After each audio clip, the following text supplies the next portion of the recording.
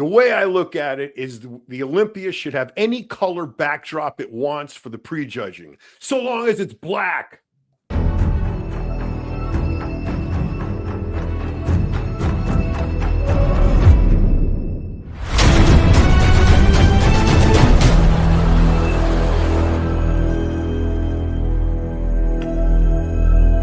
I created Species Nutrition with one mission in mind: to provide bodybuilders and serious athletes with no-nonsense supplements that work. I put my name and reputation on every bottle of Species Nutrition products. If you want to be your absolute best, join the evolution.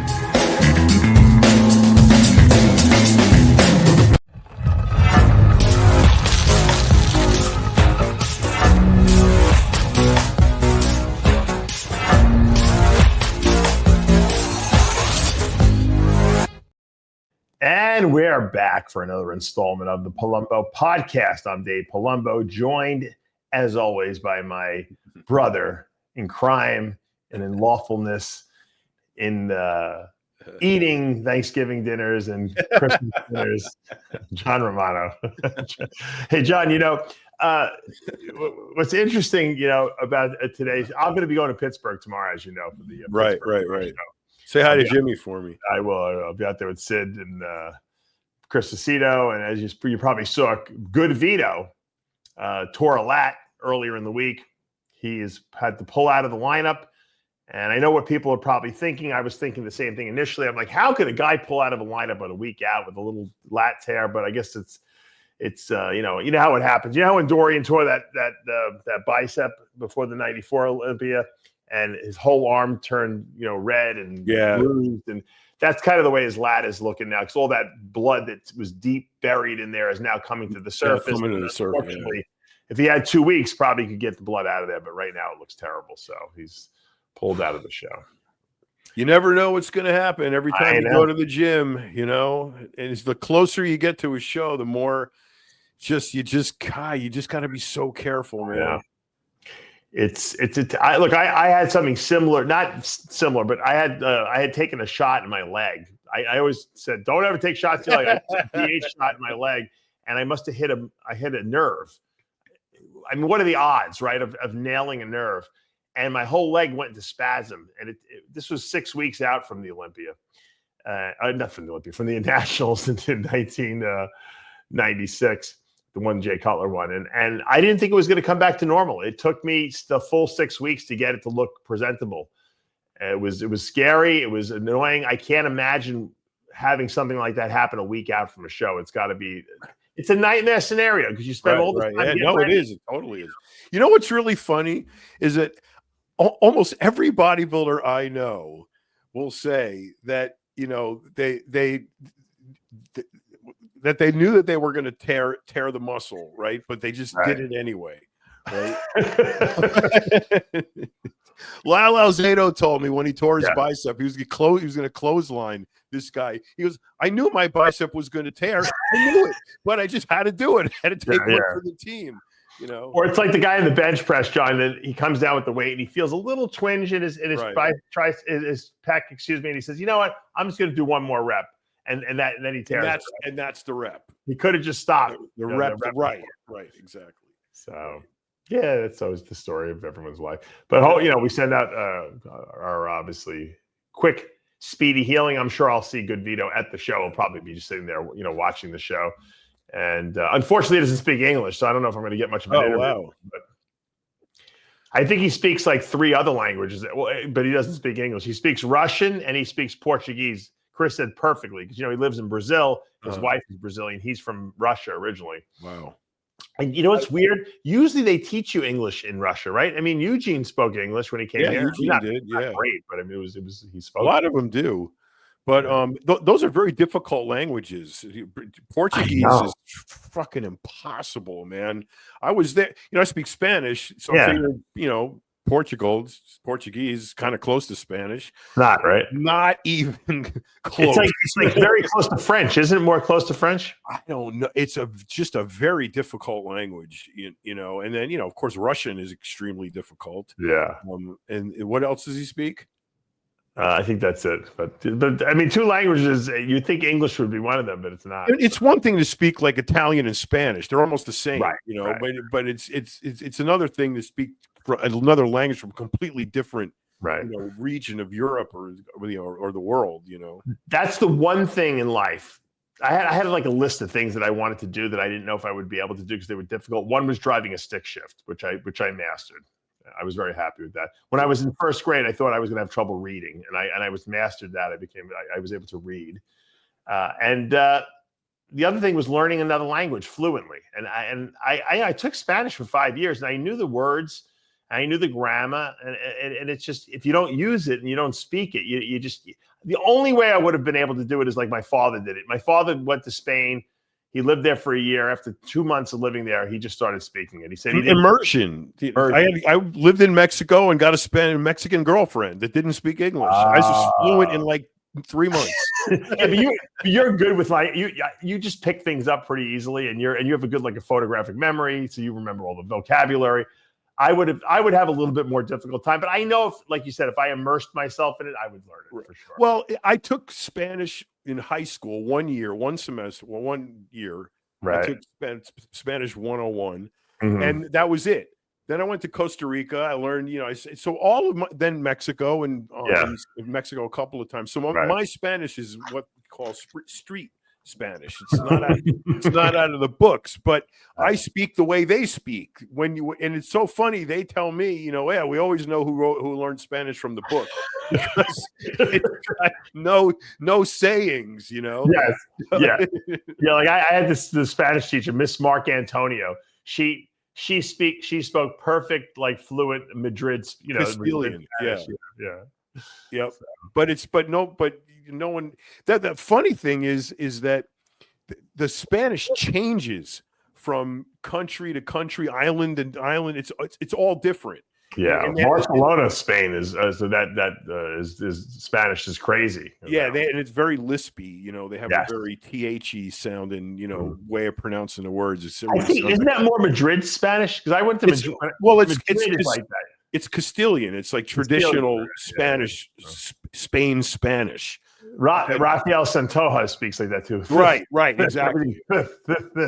Casa, So, and anyway, so, but even region to region, like in Mexico, in Puerto Vallarta, they would use certain sayings that they wouldn't use in Guadalajara, which is a 3-hour car drive away. So, for example, in Puerto Vallarta, the moms and the dads would refer to their kids as mommy and poppy, which is the reverse, right?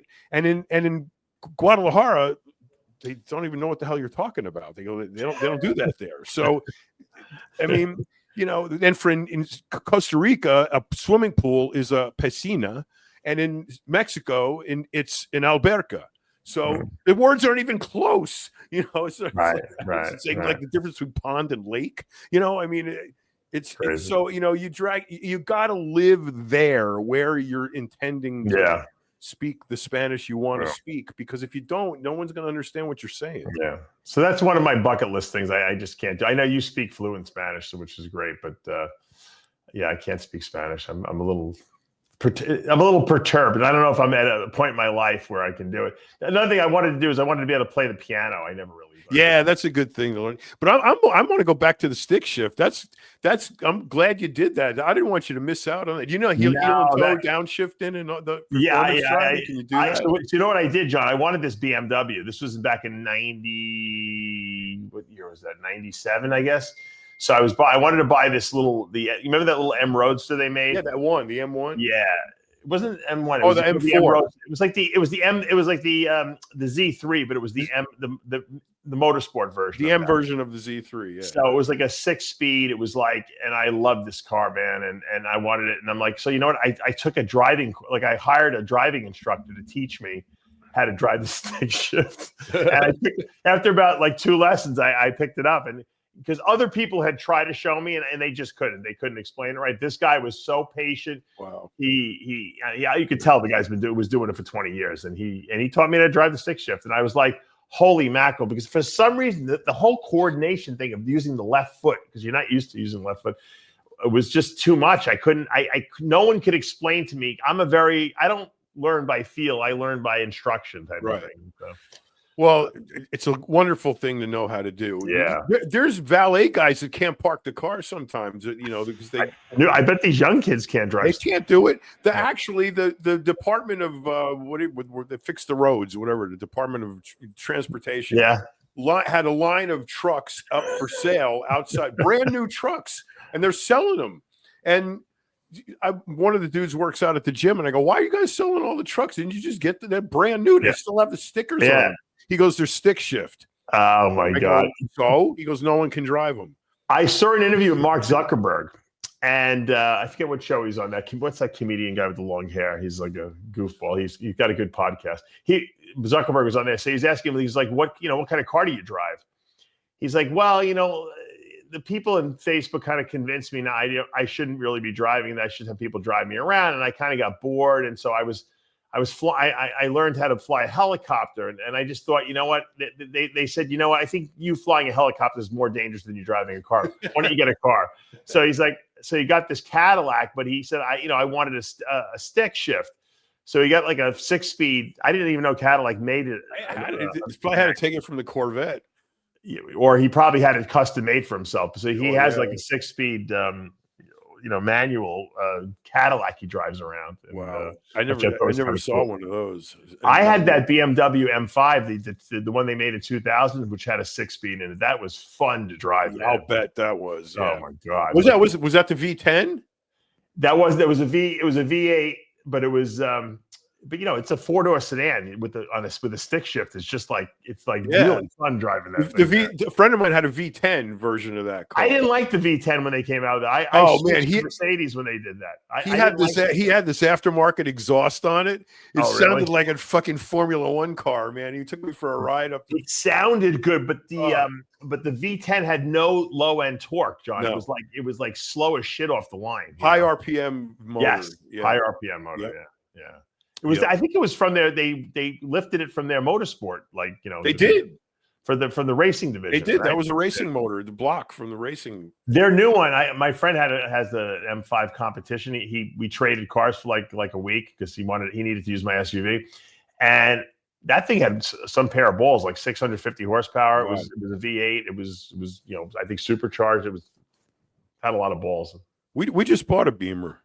Did you? What'd you buy? The M440i. Oh, that's a nice car. I like the 4 Series. The 4 Series is the nicest looking car, I think. Yeah, we ordered it. It goes into production the 16th of this month. They're beautiful for the 4 Series. Got white with M4 is even nicer, but the M4 is like. My wife will get into enough trouble with this. It's not yours; it's her car. Okay, I got you. I mean, she drives it every day. I mean, I don't go anywhere. If I had to go somewhere, I drive it. But I'd rather take a motorcycle. I don't like cars. I'm not a car. I really want to get one of those Lucids. I told you I drove the one. I drove. Yeah, that's pretty cool too. Lucid has an SUV coming out called the Lucid Gravity. It's got a 3rd row, so I can put my kids all in there. It's one of those like lower SUVs. They're not like, because it's more aerodynamic, but the thing has got 850 horsepower. And those electric engines, they're super torque. Yeah, the torque on that, because it's instant on. It's yes. Yeah. So the torque. It hasn't come out yet, so I might order one just to have it. I saw it actually passed me a what do you call it? Tesla Cybertruck. I hate them. I think they're ugly as shit. You either love them or hate them. It's either the vision of the future, or that's what cars are going to look like, or this is just. It has no style though. It's so plain. There's nothing unique. What you got to understand is it has to be able to be built by a robot. So you're not going to get these beautiful round curves and wispy lines. You're going to get stamp. Is that why it looks like that? Well, that's what this gigapress shit is all about. He has to have these mammoth presses to squish the metal into like a shape that requires the fewest number of pieces to put it together. So I guess it keeps costs down too. It keeps costs down. So the more robots that can build the car, the fewer the people, the better. Because there's no paint, right? There's no paint on those cars. No paint, so you don't have to worry about that. You save the weight on the car, and you save the cost of the paint. Yeah, the environment, all that shit. You have to you don't have to recycle all that paint that sprays off. Yeah. So, it's really interesting the way that's going, and I do believe that in the future, not in very near future, electric vehicles are going to definitely have their place in society. It's like that whole boring company project they're doing underneath Vegas. They're going to do it in LA too.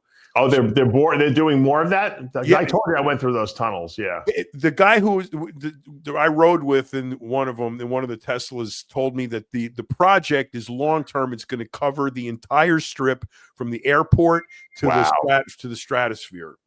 Shit, all underground. You know what's scary though, John? You imagine getting stuck in one of those tunnels. That I thought they were very claustrophobic. They're not big tunnels. For people who know what we're talking about, they're small tunnels. There's a tunnel that connects the new hotel, the Resorts Hotel where the Olympia is held, with the Las Vegas Convention Center. And I'm telling you, it looks like a beaver fucking carved out these tunnels. They didn't leave 1 millimeter on each side of these cars to anything. They look like wormholes, right? Yes. They don't even go straight. They're like, and they're lit. They're blue, neon blue and purple and yellow. Like you and your brother, dug the tunnel and you hit like a rock. So you went you veered off to the right a little bit, and then you hit another rock. You went to the left. It's unbelievable. They're not pretty tunnels by any means. I think they were. I think that was. I thought that was well executed. It was super. It was really cool. And that was the first time I ever rode in a Tesla. It's a good idea, but think about it. What happens if one of those Teslas gets stuck in there? How do they get them out of there? They gotta drag it out of there somehow. They'll figure that. Look, I'm sure Elon has thought about that. Yeah. He's a smart guy. Does he own those tunnels or what? I don't know. The Nevada owns the tunnels, but he just got the contract with Tesla to do it. Yeah. His company's making Swiss cheese out of it. Yeah. That you bring up that claustrophobia thing. I've had this issue, and I got to share it with you because it freaks me out. I never have had I didn't even know what an anxiety attack or anxiety, when people say I had an anxiety attack, I can't even comprehend what that means, in terms of their explanation until I finally freaking had one. Okay. And I'm going to say this, and it's going to cause me grief tonight, but I'm going to do it anyway because I want to share it with you. Okay. Sure. And I probably brought this up before about the dude getting stuck in the tunnel, in the crack, in the cave. Okay, yeah. Okay, so these guys are caving, and they decide to throw themselves down this fucking crack that's like too small to fit a person. Yeah. And the guy ends up like upside down with his arm pinned behind him, and he's stuck. He can't go up, he can't go down. He's stuck in there. No one can pull him out. Mm-hmm. It took him 17 hours to die. And then after he died, it took him another 9 hours to yank him out of there piece by piece. He was so fucking stuck. Now, what was the last 30 minutes of that guy's life like? He was probably unconscious by then. But right before he went unconscious, could you imagine the cramps, the claustrophobia, pitch dark? You're probably peeing and shitting yourself. I mean, with every malady you could think of. I couldn't even, when you think about what that guy went through the last minutes of his life, it's like, all right, well, let's people do that. Hold on, but how dumb? You almost deserve to die if you do something that stupid. Okay, you almost deserve. I think the guy had a death wish secretly, because I believe like that. I believe we all write our exit from this world like a movie script, and this guy was done living, and he's like, you know what? I'm going to do something that people are going to talk about for the rest of the time. The dumbest thing you could possibly do. I'm going to throw myself down a crack in the middle of a cave that no one can possibly save me, no matter what. And for what? To see what's on the other side. Right. Assuming there is something on the other side. Nobody knows. So he wants to be the person. Just telling you that, I feel like there's a truck parked on my chest. Yeah. That's how it wigs me out when I think about it. And I will definitely not be able to sleep tonight over that. But was he there with anyone else, or was he alone? No, he was with people. That's how we knew. They knew where he was and how to try to help him. They couldn't know. They tried ropes around him. They tried. They could not unstick him the way he was because it was mostly vertical. So his gravity was working against him, But shit, man. Do you have any kind of I don't think it's a phobia, but man, nothing has affected me as much as that story affected me. My father had this famous story he told about why he was claustrophobic and he couldn't go into MRI machines because he said when he was a kid, they were playing with this. There was this rug, and his brothers. He decided they were going to wrap him in the rug, and he got rolled up in this rug. Oh God! And he couldn't get out. And his brothers were younger than him, and he was screaming, "Let me out!" And they thought it was funny. And he was so traumatized. He was like a mummy in this rug. He thought he was going to die and suffocate. So his father finally came in and unrolled him. So ever since then, he said he was traumatized by it. I don't blame him. There's nothing that wigs me out more than being squished. Right. But now take that as one thing. Think about what that guy David Blaine used to do. Fuck. Right. He would get into this box, and they would put him inside a block of ice, and they put him in Central Park. And what would he be there for days? Days. Yeah.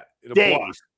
He would somehow slow his breathing down and the mastery to be able to do that and not lose your fucking mind. You have to totally control your mind. You basically are putting yourself in standby mode. Yeah, I don't know how I don't know how anyone could do that. I don't know, man. I couldn't do that. Think about it. If you at any point while you're inside that box start thinking about what's going on and create anxiety in yourself, you're done. You're going to die. Done.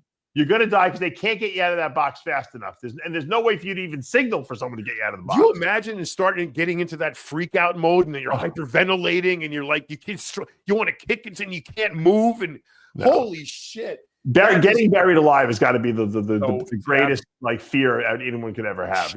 Anything with stricture, confinement, pressure. I'm okay in a control. I can go into a tanning bed. I can go into an MRI machine as long as it's cool enough. And you have control. I know that I'm not really trapped in there. Right. Even when I did hyperbaric chamber when I cut my toe off and they had to reattach it. I did about 20 sessions of that, and that's scary because when you're in the hyperbaric chamber, they can't just open it up if you freak out because it's pressurized. Right. They got to get a little at a time. It would take 20, 30 minutes to get you out of that thing. Right. They got to slowly do it. So if you have any kind of claustrophobia, you can't go in this thing. But for me, it was fine. I could see through it. I didn't give a shit. I was tired. I would go in there and sleep in there for an hour. Right. But a lot of people can't handle it, they said. So I could probably handle something like that I knew I could get out of or knew that I was getting out of it. But to be trapped crawling in a cave where you don't know where it's leading to is it sounds like a very, very uncomfortable scenario to me. Yeah. And just insane. I mean, what are they going to put your name on a plaque? I mean, what are you going to get out of that? The air conditioning guys that climb in these little attics and these little that's pretty scary too. Yeah, 100 degrees up there when they do it. How about a scary climb? You ever watch those videos of those guys who climb the radio towers? Oh, I know. Those guys are insane. They're like 2,000 feet up off the ground, and they're just like one rung after the next. They're just climbing. And there was another one that was really cool. The spire of the Burj Khalifa, the tallest building in Dubai. Yeah. There's a tube in there that you can climb up to, and there's a hatch where like one guy can fit through. Oh my God. And you go all the way, because there's a light bulb up there you got to change. Oh my God. You think they'd have like drones that could fly up there and do the light bulb changing for them, You ever watch some of the ones in China? These guys are like walking on the power lines in the ice. It's snowing and hailing. That's why they pay these Pakistani guys to go up there. Because every once in a while they lose a few of them. It doesn't. Yeah. And they'll send $1,000 to the family in Pakistan and have another one have another one climb up. Some of these construction projects in China, they're building these bridges across these gorges. I've seen those. The crane is like 2 miles up in the sky. It's insane. This dude has to climb up there. I don't know how they do it. what they're building in China, the architectural stuff there is crazy, is absolutely insane. You know, I hate to say it that we're so far behind everyone else, but we really are. Those bridges, if you can grab a shot of any of those bridges that they're building now, I mean, they span for miles across these impenetrable mountains. How do they cross? Yeah, how do they do that? I have no idea. The amount of, well, that's that's the benefit of having a country with, you know, almost 2 billion people in it, is the pool of smart people is way larger than a country of 330,000. John, you still have to figure out how to do it. You know what I mean? I know it's a quantum amount. Look at that shit. Oh, that's real. Yeah. Looks like the Golden Gate Bridge though. No, but this the some of those passes that they're. No, I know you're talking about. I mean, they got some crazy technology. Yeah, look at that. Yeah, down there, those bottom ones. That's crazy. Some of that shit's nuts. Look, the Chinese. Did you ever see that Chinese smart city that's like there? That one. That one. Crazy, that's the one. Yeah, and the one down there, what's got the bow in it? How come it keeps going back to the ancient shit? I don't know. Yeah, that one. That's insane. Yeah, there's some crazy ones there. Let's see what this one. This one's nuts too. Yeah, they're in the clouds. They're like way the fuck up there. But they have some cities in China that it's multi-levels. Like they have like a gas station on the top of the building. Have you ever seen that like video on Instagram where the kid is showing off? It's like a multi-level. You don't know where you are. You think you're on the roof of a building when you're actually on the ground floor. You think you're on the ground floor. You're actually on the roof of a building. You know. Wow. You've lost like your you can't even tell relevant like where you are. It's like you're not really sure after a while. You got to find that city. That's crazy. Crazy. There's some amazing places in China. It's too bad they don't like us. Yeah. China. Maybe they do like us. It's just the government that's fucked up. Yeah. You know, I don't know. All I know is the lady I used to deal with for get my raws from China has become very you know, we've become friends over the years just by talking to each other, but she's become very reticent lately. Doesn't answer, you know, her, or if she does, her answers are very brief, like very controlled. You know, they must be looking over their shoulder. They're probably watching her. Yeah. Try to find the city here. What about that thing they're building in Saudi Arabia or wherever? The mile, the line. They keep downsizing the project. It was. They did. I haven't seen any updates on that. I figured maybe they gave up on it. But they're probably going to give up because who would want to live there? Who would want to live behind the mirror in a desert? Well, yeah, I think that what they'll do is they'll probably give people incentives to go there. You know, just as it's almost like having a fish tank, right? And putting in like a bunch of animals in the fish tank and seeing how they fare in there, right? Yeah, exactly. I think that's really I think that's what they're really trying to do is observe how do people live inside this little bubble? Can we keep them in there for like 10 years, 20 years? How long will they last there? Well, I mean, what's the purpose of living? I mean, you're stuck in this trench in the middle of the desert. You work on one end of it, you live on the other end of it. Your kids go to school in the middle of it. Right. You never leave it. Your whole existence is confined to the line, this building, or this controlled environment. You could literally not even know there's an outside world and never leave there. Isn't that crazy? And be entertained, go to restaurants, go. It's all just like living a normal life. Only like why? What do you think about the fact that the Pope is an American now? That's it. Well, I don't think it's ever happened. No. First time ever. And good. Glad we got a chance. Let's see if he doesn't. Hopefully he's not a liberal and doesn't fuck it up. But why do you think they picked him? Usually you have some insight. I don't pay any attention to this shit. Not just, I had religion stuffed down my throat when I was a young Italian lad, and like the rest of us. And how did an American get elected the Pope? That's what I want to know. Yeah, I don't even understand. He probably didn't even speak Italian. There's got to be some money involved in this, John. I'm telling you. I wonder if Trump had anything to do with it. Have you ever read that? I think it was Angels and Demons or the Da Vinci Code or any of those books. The Da Vinci Code I read. Yeah, which was the one where they actually do the Pope. I think that might have been Angels and Demons. Angels and yeah. No, I did read the whole story about how when the Pope dies, how they have to make sure they have to hit him in the head with a hammer to make sure he's dead. Right. It's the special silver hammer. I wonder if the Beatles got it from there. Maxwell's silver hammer, bang, because they actually got to whack the Pope in the head with the hammer to make sure he's dead. No, I know. It's true. Look it up. And there's another couple of bizarre rituals that they do. And after the conclave elects the Pope, they burn some paper in the fireplace to make smoke come out of the smokestack, and that's the signal. That's when they pick the Pope, right? Yeah, that's the signal that they got a new Pope in the whole city. But they can stay in that chamber. How many? All those weeks cardinals are in there. Weeks. Yeah, they can spend a lot of time in there, man. Until they finally someone comes up with a deal that's worth taking. Yeah. It takes a lot of time to express all the terms and conditions of all those deals. So let's talk some bodybuilding now that we got all our own personal shit out of the way.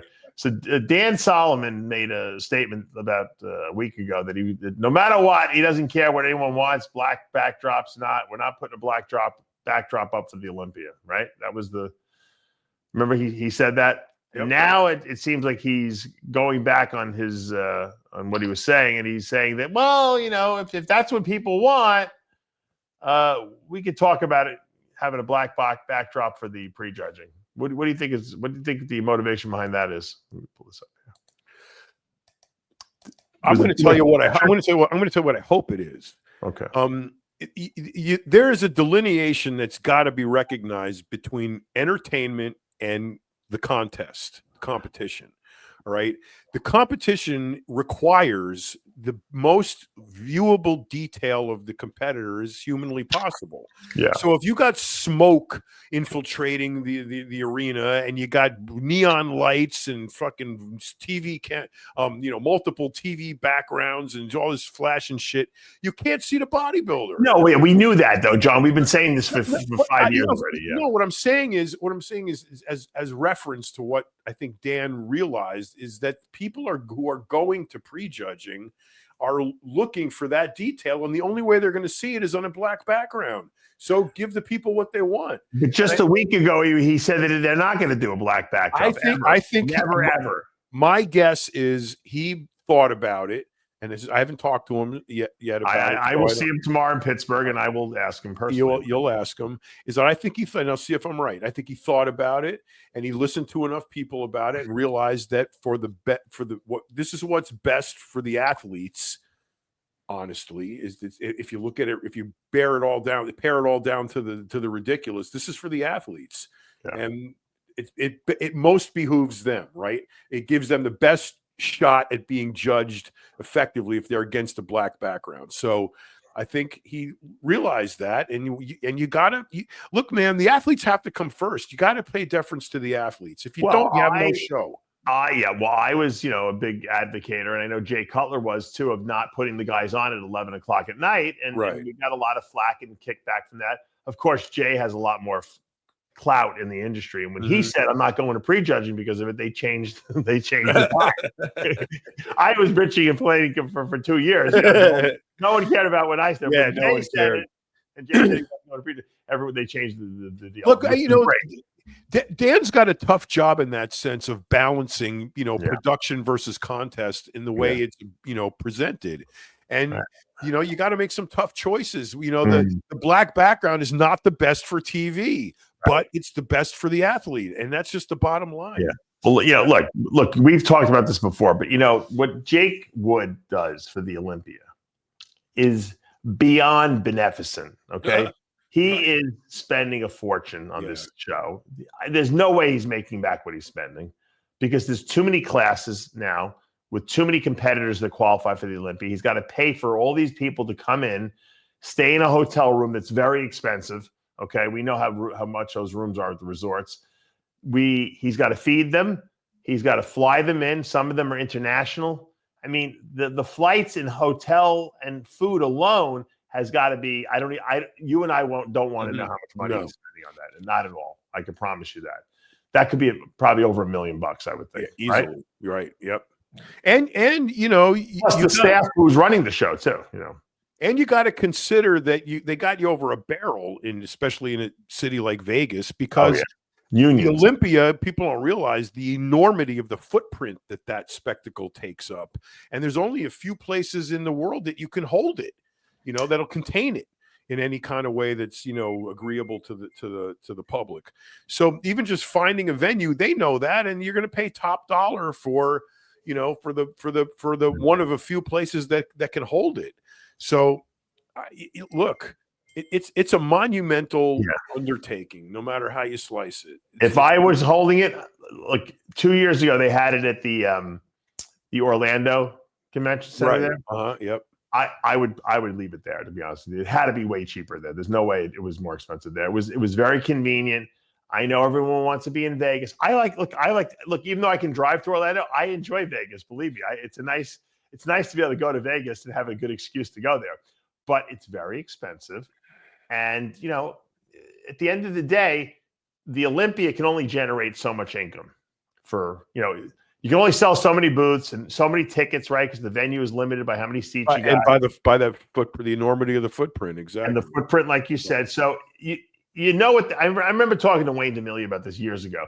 There's only so much cash you can bring in. So if you spend more than that top limit of how much cash you can bring in, you're never going to make any money. You're going to lose money every single year. So the only way to fix these problems with how much you're spending versus how much you're making is to lower the cost of what you're spending. And one of the things I suggested was, number one, that not every athlete gets reimbursed. It's not Jake. Jake is not their father. It's not the onus of his responsibility to have to pay for every athlete. Well, I'm sorry. I think top 10 makes sense. If you place top 10, you get your expenses reimbursed. If you don't, you don't. And that's the way it goes. That's how I would do it. And that's still a lot of people he's got to fly in with all the divisions they have. Likewise, it's great to hold it at the resorts. But you know what? If resorts want to charge, $1 million for their venue, and I can get Orlando and I don't know what these things cost. I'm talking out my ass. But if you can get Orlando for half the price, then, you might have to compromise, a little bit, because the hype and hoopla is still the same.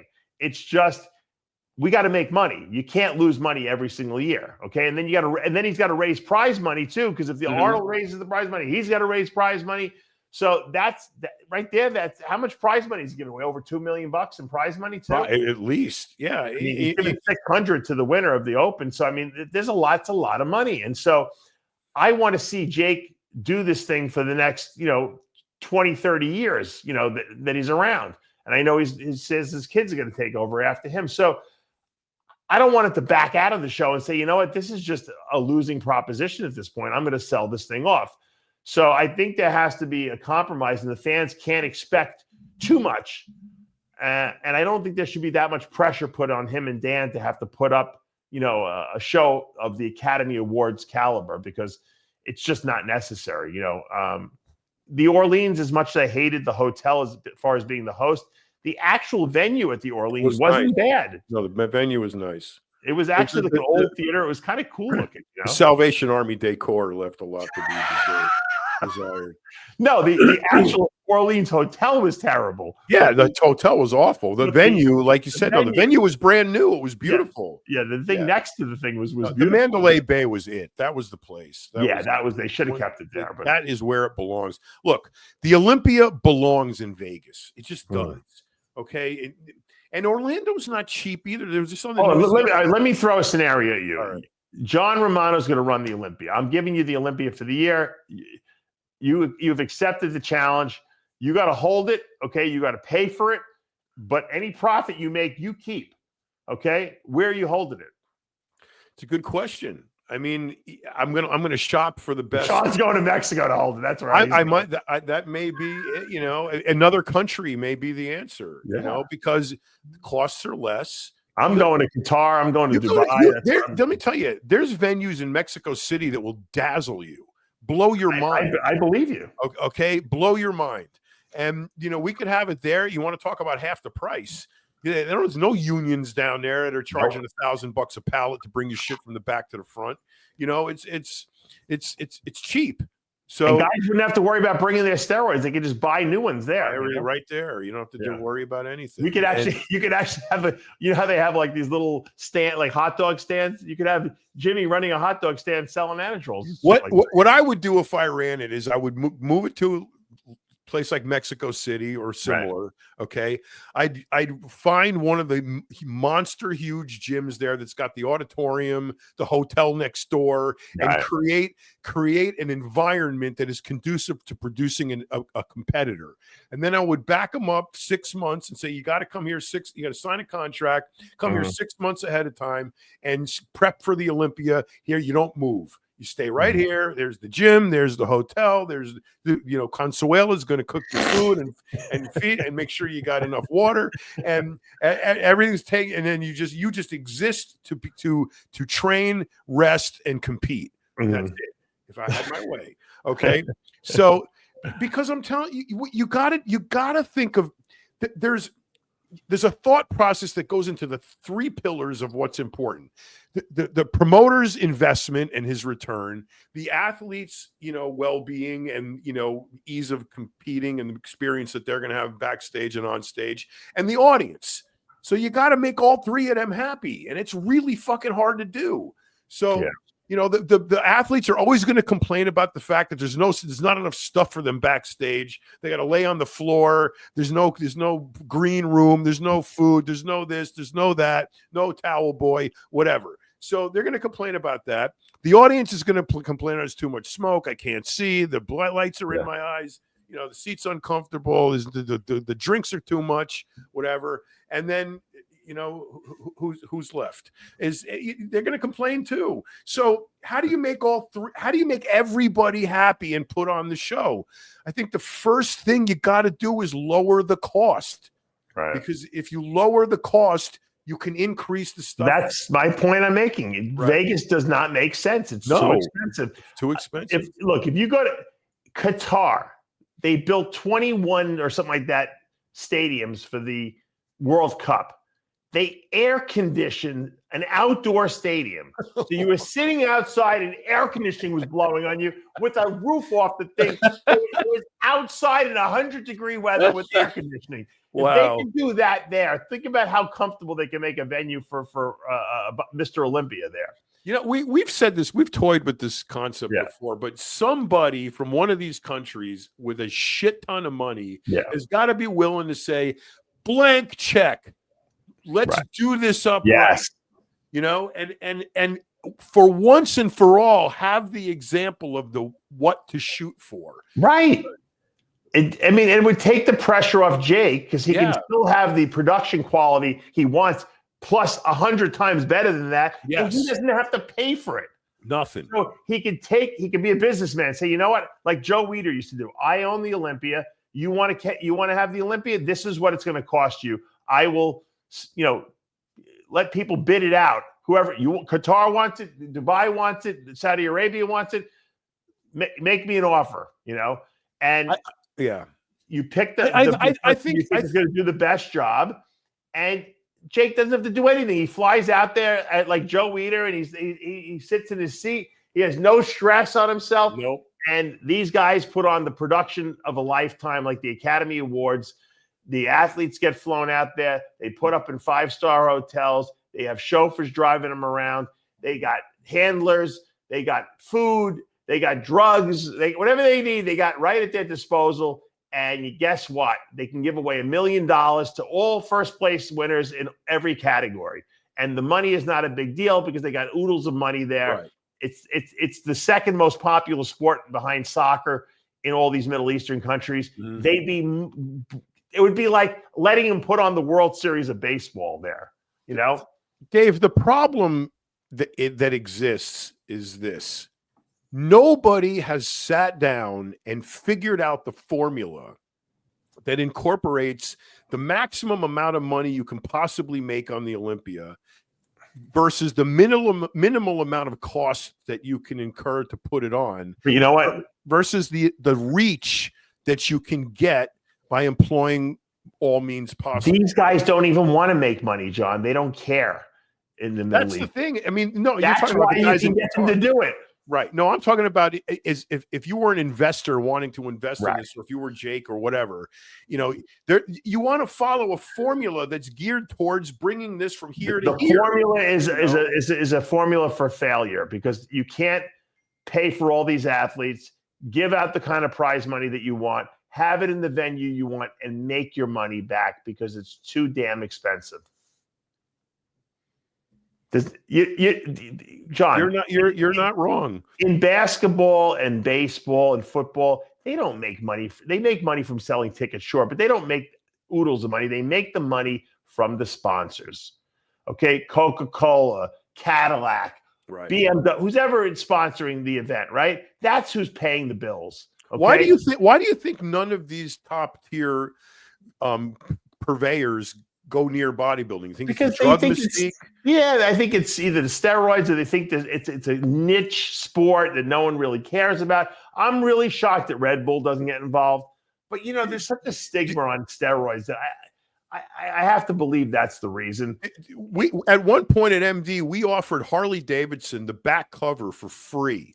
Right. They wouldn't take it? Nope. Wow. And that's a hardcore, that's a hardcore type of Harley. I figured Harley Davidson would take that in a heartbeat. They said it's so weird. It's so weird. And what was their reason? Just they not didn't give a reason. No reason. It doesn't. Wow. Those bullshit excuses they get doesn't fit within our. Blah blah blah. Some fucking college kid figured that out. Right.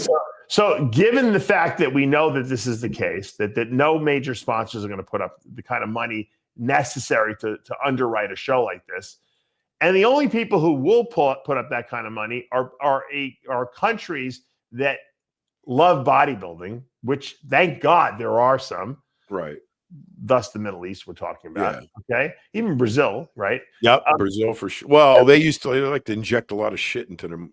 But I'm saying that would be another country you probably can hold it in if you Brazil want. Definitely. Yeah. But I don't know if they would put up the kind of money that the Middle Eastern people the level of wealth is not there.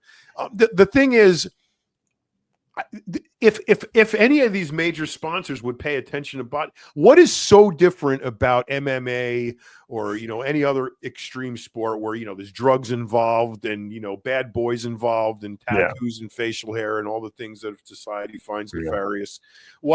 Why do they get big time sponsors and Red Bull and all of that? What is it about bodybuilding that drugs? You said it. It's got to be the drugs. It's got to be the drugs. It just has to be but at the same time, I don't think it's fair to pigeonhole bodybuilding as the only sport that's not worthy of support because of drug use. All the other sports use them. I know.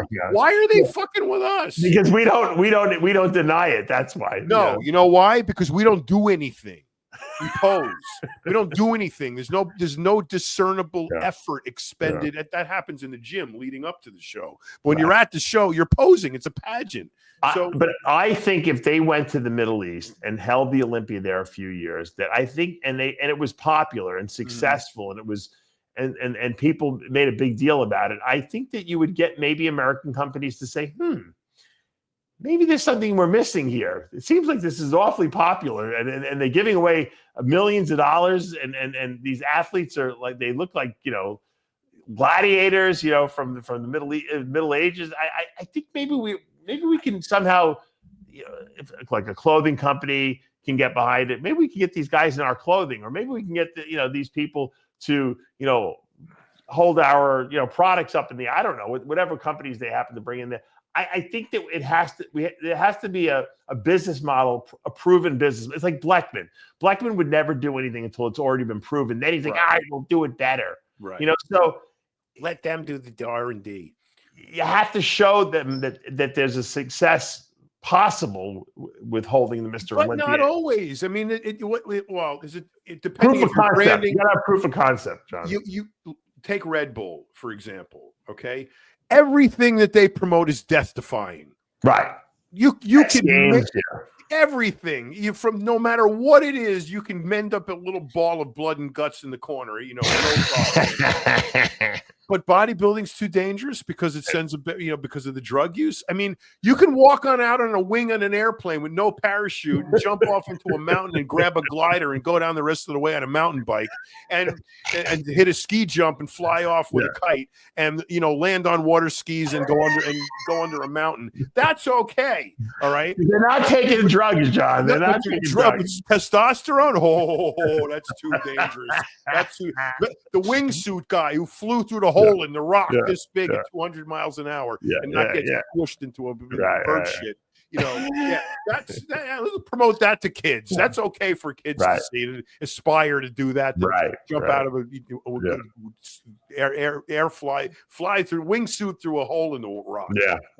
So it's hypocrisy at the highest level. But if one of these people, if one of these advertising agencies would be able to land that deal that gets a mainstream sponsor behind a bodybuilding show, the rest will fall like dominoes. Yeah. You got to get that first one. You got to get that first one with the balls to go in there and say, this is fucking cool. I'm going to support this. Right. No, I agree with you. 100%. It's sad for bodybuilding, but I want to see bodybuilding succeed. I want to see the Olympia go on to success. I want to see it make money for the people who run it. Because this way they can invest more money into it. Mm-hmm. And I feel like the Olympia is almost like what America was prior to Trump coming on board. It was like we were going down the drain, so to speak. And I don't want to see, because at some point, if you keep losing money every single year, you're not going to keep doing it. Yeah, it's not fun. So either you have to kind of find a cheaper venue in a cheaper place, or you have to bid out the Olympia and let someone hold it. I mean, look what they did with the Olympia, the Masters Olympia. Yeah. Japan is holding it there. Jake's not spending any money on that thing, right? I mean, Japan is paying for everything. I think that was a smart move on his part. It's brilliant. Mr. Olympia. There's no shame in it. You still own the show. You can put your face where Joe Weider's was if you want. I mean, you own the thing. Aaron and PJ would have done that, right? They would have bought the Olympia. In a heartbeat. They didn't go to jail. They would have bought the Olympia. I don't know why Bader doesn't do it. Well, Bader has the Dubai tourism place, the Office of Tourism in Dubai. I believe they underwrite his show and they put up the prize money. So little by little, as he's proving to them that bodybuilding is popular and the show is such a success. And now this year they're going from $100,000 from last year to $140,000 for first place this year. Next year could be, $250,000 for all we know. So I think that he's doing it right every year, showing that it's growing. But yeah, he could do the Olympia easily. I can guarantee he would be able to raise the money if he told the tourism board, "Hey, we're going to have the Super Bowl bodybuilding here in Dubai." It's a staggering amount of money if you think about doing it the way we want to do it. If you like $1 million first place for each of the divisions, 11 divisions, that's $11 million. Yeah, in first place prize money. But think about how that would raise the status of bodybuilding instantly. You would need $100 million. No, you need like 25 million. No, if you want to do, if you're going to give $1 million first prize to every division, that's $11 million right there. So you got another $11 million probably in second through fifth. No, you're not going to have that much. You're not going to have that much. But I think 25 million would do it. But it doesn't even matter. It's paper. It's, as my father's friend Joe would say, that's just paper. Yeah, but if one of the when you're talking, these people have hundreds of billions, if not trillions of dollars over there. Yeah. I mean, the Olympia is a flea on a bull's ass. What do you think the World Cup in soccer cost? Qatar. How about a Formula One race? They built the whole racetrack there. Right. You know what that cost? Yeah. Well, forget the racetrack. They built 20 stadiums for the World Cup. True. That's billions, John. Billions. So even if it costs $50 million, that's nothing. Right. We had the Mr. Olympia, the Super Bowl of bodybuilding here in Qatar or here in Dubai, whatever. We gave away $1 million to every winner. We gave away, $500,000, $250,000 for the next two places. You know what the truth is? They should probably. Here's another way Jake could save money. I'd rather see them give more money to less people. Yes. Give top three. Just pay the top three prize money. That would make it more cutthroat, more competitive. Absolutely. Yep. Why do we have to give the 10 places money? Or 5, the top 5. Those top 5 give money. Or 3. The podium. The podium gets top more. 3. It's like the Olympics. Yep. Gold, silver, bronze. Give out medals, and give them money. Everyone else, see you next Tuesday, so to speak. Right. Try again next year. Yeah. You're out of here. And that's that. And that's why now that we have all these divisions, that solves the prize money aspect. Only pay the top 10's expenses. Everyone else, if you want to come to the show, you don't break the top 10. Guess what? You pay your own way. You pay to play. That's how it works. That's how if the stakes are high enough, that'll work. Okay. If first place is $1 million, that's going to work. If first place is $500,000, I don't think so. Yeah, it still will work because people will say, "I want to go and I want to be in the Mr. Olympia competition." I think give them a tracksuit. You give them a tracksuit, and that's it. If they don't place top 10, they pay their own hotel. They pay their own way. Flight. That's all. I just know that part of the world has a propensity for elegance on a scale that we don't even comprehend. The venue would be gorgeous, like the Academy Awards. Yep, it would be incredible. Yeah, really amazing. And the athletes would be treated like royalty. Mm-hmm. Like I said, I'm sure they would have their own. I remember when I went to India, when Sharu brought us in there, we got to this 5-star hotel there in Delhi, and we all had our own handler. This guy is assigned to you. This one's assigned to you. All I had to do is call them up and say, "I need this" or "I need that." They went and got it for me. I was just pressed there, So when I tore my quad, the guy took me to the hospital. He stayed with me the entire time while they drained my knee and did everything.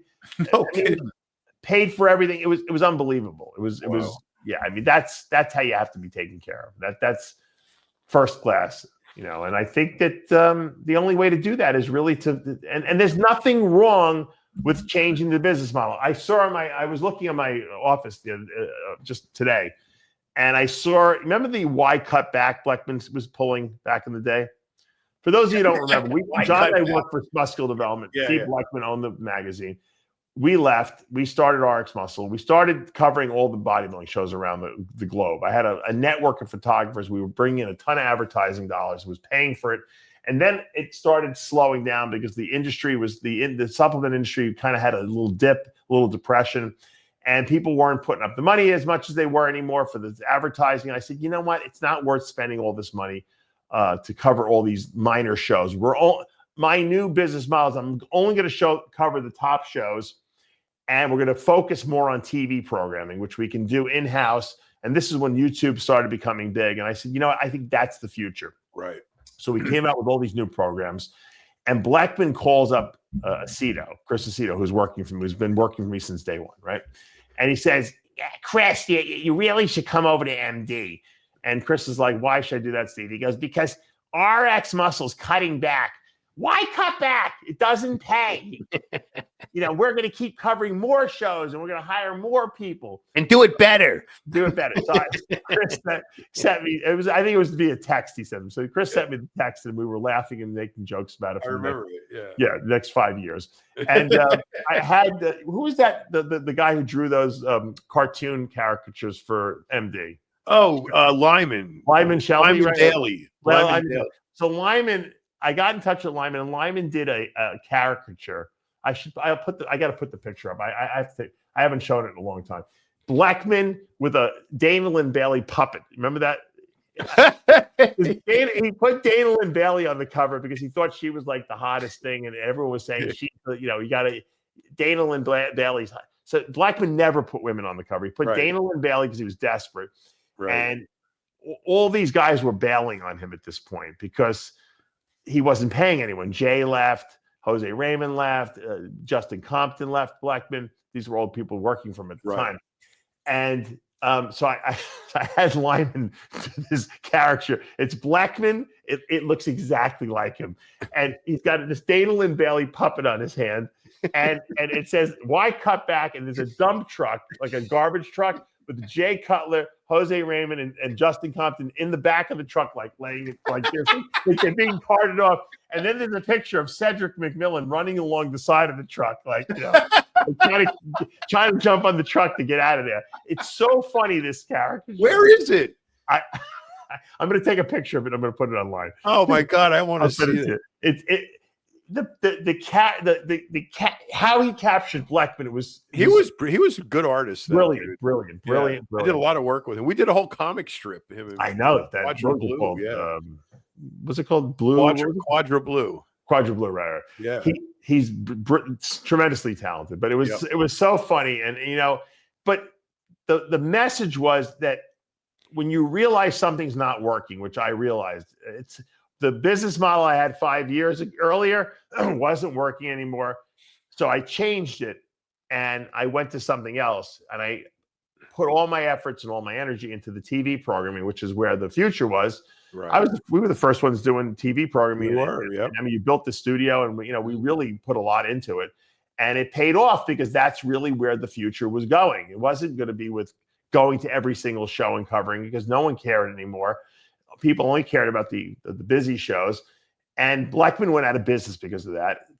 Still took him a couple more years before he went out of business, but 10 years later, he's out of business. We're still in business. Right. And that was the slowest, longest, most agonizing death of any company I've ever seen. Well, and he should have gone out 5 years earlier. He stopped paying people. They continued to work for him for free. So what he should have done was sold the name. It was the oldest. I mean, I know.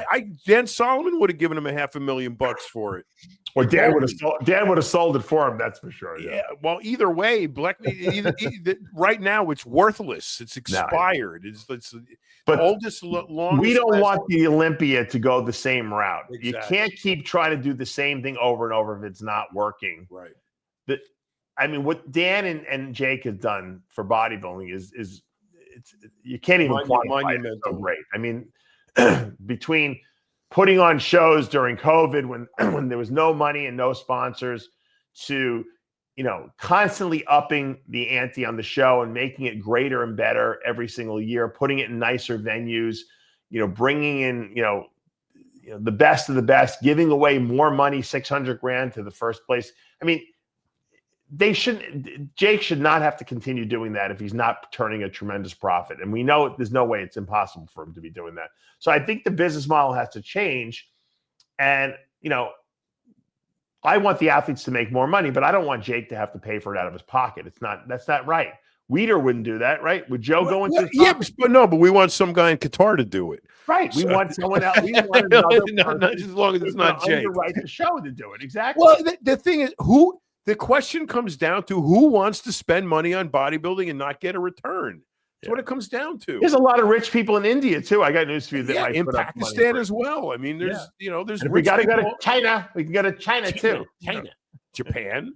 I mean, Singapore is very wealthy. I mean, what's that? Where I went? Not Hong Kong. Singapore. It's like Vegas. It's like little Vegas in Singapore. No.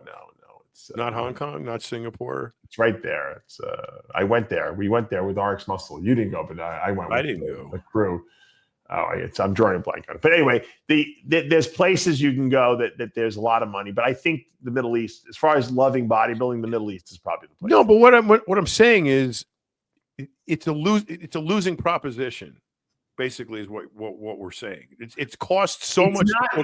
John, it's only a losing proposition if you feel like you've lost something by holding it. If the people in Dubai hold it and they think, wow, we are so lucky we got to spend $25 million and promote our country and tourism and this grand old sport that we think is the greatest sport in the world behind soccer. We got to promote it for only $25 million. This is great. We did awesome. All right, They're happy. Jake's happy. The fans are happy. The athletes are happy. Everyone's happy. That's a good investment. You're not wrong.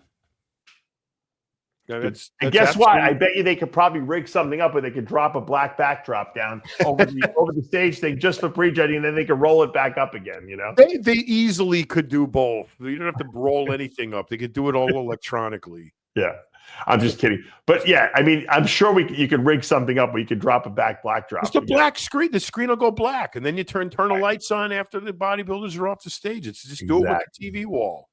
Right. It's Well, easy. look, Fuad Abiad had proof of concept in his show in Detroit. He had that black backdrop, and it looked great. It makes a huge difference when you're prejudging these guys and you're going through deciding, you're splitting hairs. I mean, come on. I mean, the top 5 in the Olympia, you're splitting hairs, and you got to do it with the most advantage possible, and that's going to be with a black background. It's just the way it is. Yeah. So, look, the sport is ripe for evolution at this point, evolving to a new point. Mm-hmm. The social media component of our sport was unquantifiable 15 years ago. No one could have anticipated it. No one. And because of the social media component of bodybuilding now, I think bodybuilding is more popular than it's ever been.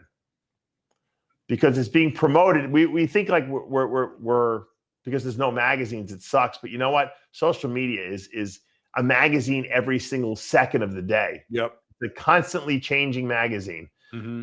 And if you follow the bodybuilding, channels, of which we're one, obviously, on Instagram, on, Facebook, on TikTok, on YouTube, it has a niche of its own and a world of its own. And it's astronomically larger than it was when we used to go to the shows back in the 90s where they had magazine coverage only. It was a very small niche group. It's very different, very, very different landscape. So, the money's there, the interest is there. And if a country or a venue wants to, or if a person wants to really promote something, you got a lot of people watching you. You know what I mean? I think they're just not leveraging that commercial aspect of the show the way they should be. No, they're not. Like I said, that's what I said before. No one has discovered the formula that you need to follow to make this thing profitable. Yeah. And I, once they do, not only profitable or attractable to something profitable, like attractive to a Red Bull or a Monster or some enormous Nike. Yeah. I don't think we're. I think we're thinking in the wrong direction. We're trying to beg advertisers who don't want any part of it to be a part of it. I think we have to find a different niche of advertiser. So I think promoting tourism in Dubai is a way better shot because pockets are deeper and the return for them is much greater than just a return on a single investment. Because like you said, they're talking about tourism, attracting people to the country. Right. That boosts their local economy as well. Emirates Air, who's going to fly everyone there, right? They could probably make a deal with Emirates Air to give a cheap ticket from like New York to 100% wherever it's going. Some of these, whatever hotel they decide to hold, the competition in, which certainly underwrite, I think, a lot of the rooms. Yep. I think that if the right person gets behind this, it could be leveraged properly. Look, and I just think that we're still thinking in 1990s thought when we're in 2025, and I think that's the problem. And once again, I am not by any means putting down what Dan and Jake are doing. I think, and I'll keep reiterating it. I think what they're doing is phenomenal. Stellar. They saved the sport for sure. Herculean. They made it grow for sure, but they shouldn't have to pay Jake should not have to. Jake should not have to lose money. That's exactly right. And he's not going to make money back by putting out a magazine. No, well, he does not have the leverage point that someone in a country like Qatar would have that's trying to promote. It has an ulterior motive. Jake has no ulterior motive. Look, so Vince McMahon doesn't hold the WWE WrestleMania events, okay? He bids it out to cities, right? They paid the cost of WrestleMania. Like the World Series. It's like any of that shit. Yeah. They're putting up all the money. All that Vince is doing is bringing the talent, right? So Jake goes there, he brings the talent, the judges, and then they pay him to host the hotel, to host the show, and pay for all the athletes. So it's actually so much easier for him. Why would I wouldn't even want the headache of having to put that show on. Yeah, most of his headaches would go away. The liability would be transferred to the other guy, and he would make money. No one's a better salesman in our industry than Dan Solomon. Send Dan to the Middle East, and he'll find you a person with very deep pockets, I can promise you that we'll put up a lot of money. There's no doubt in my mind. I think that you're onto something. And on that note, we're going to wrap up another edition of the Palumbo Podcast. Thanks for joining us. I'm Dave Palumbo with John Romano. We'll be back next week. We'll do a nice big wrap up of the Pittsburgh Pro. We'll talk about who emerged victorious and what it means for the Mr. Olympia competition later this year in October. For now, see you next time.